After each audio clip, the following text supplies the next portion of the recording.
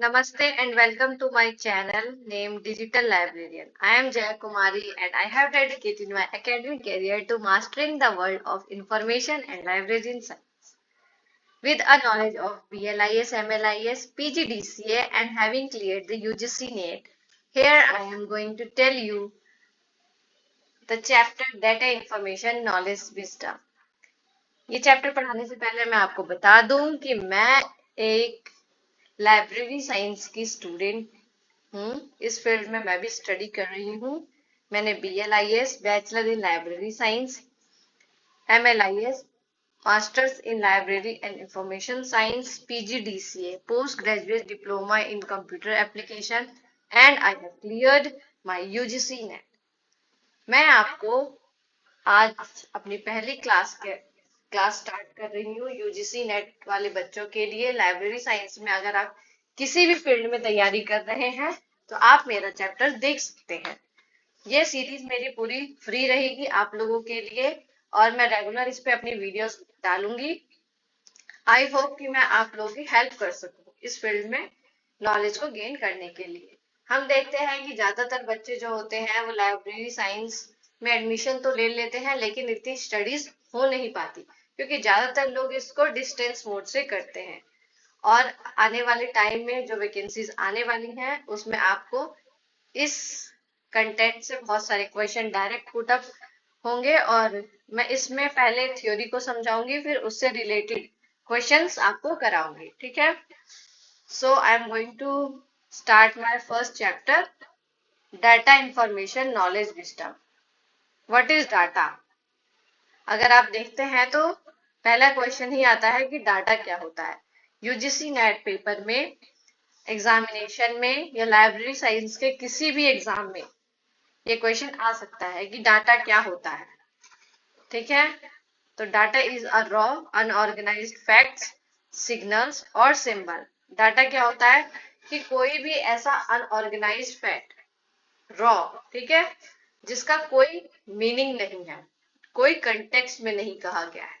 If we take the example 38 without context, अगर हम एक नंबर 38 लेते हैं और उसका कोई कंटेक्स्ट नहीं है तो हम उसके बारे में कुछ नहीं जान पाएंगे कि वो 38 किस चीज के बारे में कहा गया है, किसके कंटेक्स्ट में कहा गया है, एज के कंटेक्स्ट में, टेम्परेचर के कंटेक्स्ट में, किसी की हाइट इन सेंटीमीटर के कंटेक्स्ट में, स्पीड के कंटेक्स्ट में। ठीक है, तो डाटा किस चीज के बारे में बताया गया है।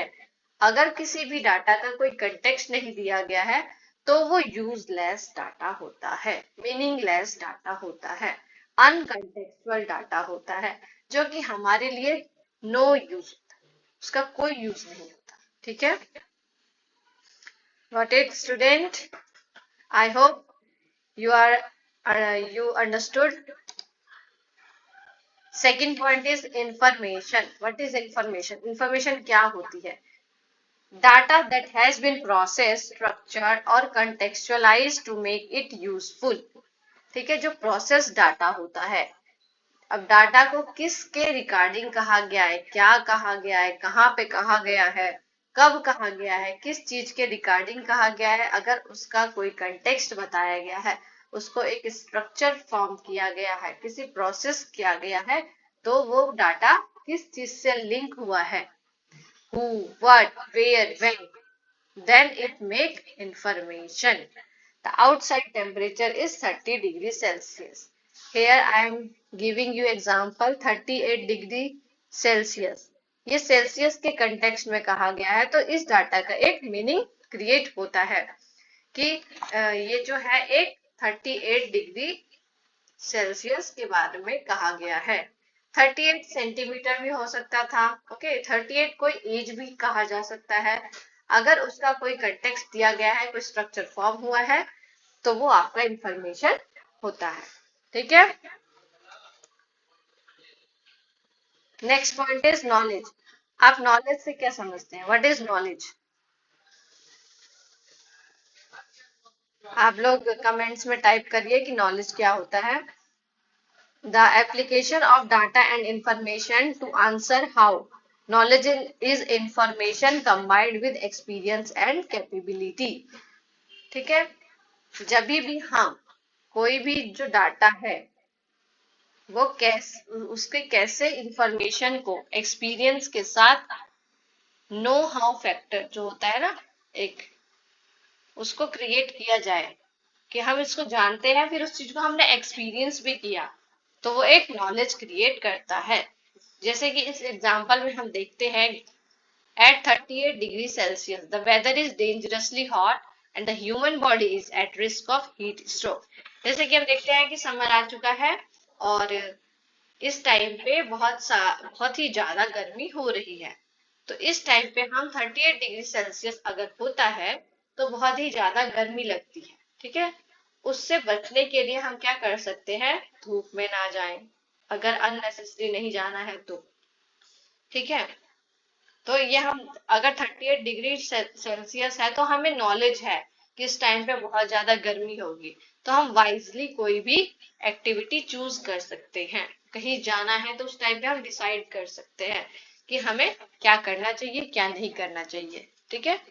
अगर हमें कोई अर्जेंट काम है तो हमें जाना ही चाहिए, अगर नहीं है तो अननेसेसरी धूप में नहीं निकलना चाहिए, उससे हमारी बॉडी खराब हो सकती है, तबीयत खराब हो सकती है। Fourth point is wisdom. Wisdom क्या होता है? Definition. The highest level of hierarchy. It involves using knowledge to make sound judgment and decision. ठीक है? The link wisdom answers why it is integration of values and ethics. Okay, wisdom जब हमें कोई data information में convert किया गया, फिर उस इंफॉर्मेशन से कोई नॉलेज दी गई, अब उस विजडम से हम क्या एक डिसीजन ले रहे हैं, कुछ अच्छा सोच पा रहे हैं, कोई एक अच्छा जजमेंट ले पा रहे हैं, तो वो हमारी समझ को दिखाता है कि हम कितने समझदार हैं, ठीक है। अगर 38 डिग्री सेल्सियस का एग्जाम्पल लिया जाए तो इसमें हम अपनी विजडम को क्या शो कर सकते हैं, अब बताइए। इसमें हम अपनी 38 डिग्री सेल्सियस है तो हम इसमें ये डिसीजन ले सकते हैं, इस विजडम को यूज कर सकते हैं कि अगर 38 डिग्री सेल्सियस है तो धूप है, धूप में हम अपने आप में लाइट वेटेड कपड़े पहन सकते हैं, कॉटन वाले, ठीक है, जिससे हमें गर्मी ना लगे। और पानी की बोतल लेके निकल सकते हैं अगर हम धूप में कहीं जा रहे हैं तो, अम्ब्रेला कैरी कर सकते हैं अपने साथ धूप से बचने के लिए। तो ऐसे हम कुछ विजडम्स का यूज कर सकते हैं, विजडम का यूज करके डिसीजन ले सकते हैं पास्ट जो इंफॉर्मेशन हमें मिली है, ठीक है।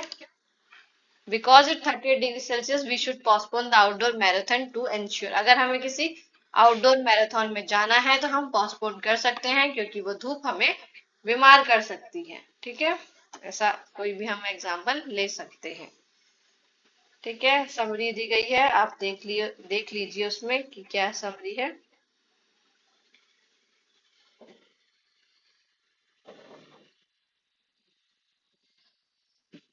ओके गाइस, आपको कोई अगर इसमें इश्यू हो तो आप बता सकते हैं मैसेज करके कि हमें क्या समझ में आया नहीं आया।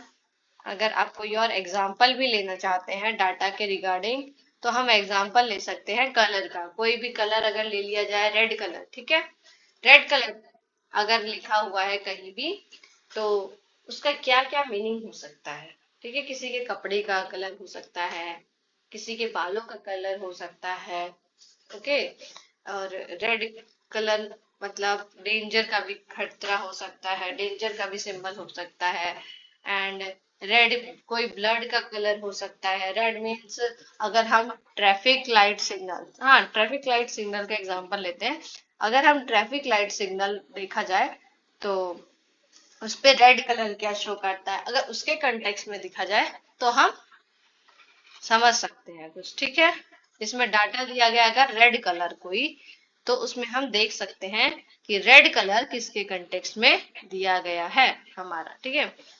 तो हम देख सकते हैं कि डाटा अगर रेड दिया है तो उसका कोई कंटेक्स्ट नहीं है, किसके कंटेक्स्ट में वो दिया गया है। रेड कलर एक रॉ फैक्ट है हमारे लिए, ठीक है, रॉ और अनऑर्गेनाइज्ड फैक्ट है। अगर हम उसको इंफॉर्मेशन क्रिएट करें तो रेड कलर जो है वो हमारे लिए एक ट्रैफिक लाइट सिग्नल का एक सिग्नल हो सकता है जो कि हमें बता एक इंफॉर्मेशन क्रिएट करता है कि अगर कभी भी ट्रैफिक लाइट पे रेड सिग्नल शो करे तो हमें रुकना है। ठीक है, हमें रुकना है। अगर हम ड्राइव कर रहे हैं और रेड सिग्नल है तो हम वहां पे रुक सकते हैं। इससे नॉलेज क्या मिली? रेड कलर शो करता है स्टॉप, ठीक है, कि हमें रुक जाना चाहिए। नॉलेज मिल सकती है हमें कि जब भी हम ड्राइव कर रहे हो तो हम अपनी कार को स्टॉप कर लें। अगर हम बाइक से हो तभी भी हमें अपने व्हीकल्स को स्टॉप कर लेना चाहिए। और विजडम क्या मिल सकती है? उससे विजडम मिल सकती है कि अगर टाइम पे रेड कलर है और उस टाइम पे हम अपने आप को स्टॉप कर लेंगे तो हमारा एक्सीडेंट होने से बच सकता है, या हम किसी और का एक्सीडेंट करने से बच सकते हैं। तो लाइफ सेविंग अगर आपके पास ये विजडम है तो आप ये डिसीजंस टाइम पे ले सकते हैं। तो यही है हमारा DIKW model. Thank you. I hope आप लोगों को ये समझ में आया हो, और हमारी जो ये फ्री सीरीज है आपको बहुत ही ज्यादा हेल्प करने वाली है लाइब्रेरी साइंस के सारे चैप्टर्स को अंडरस्टैंड करने के लिए। अगर आपको कोई दिक्कत इसमें लगी हो तो आप हमें मैसेज करके या कमेंट्स में कुछ भी लिख सकते हैं, सजेशन दे सकते हैं, क्योंकि मैं भी एक स्टूडेंट हूँ। तो आप मुझे बता सकते हैं कि आपको क्या अच्छा लगा और क्या नहीं, किस तरीके से पढ़ाना सही होगा, क्योंकि मेरा ये बिगनिंग चैप्टर्स है अभी। ओके गाइज, थैंक यू, आप लोगों ने मेरा लेक्चर देखा। Bye bye.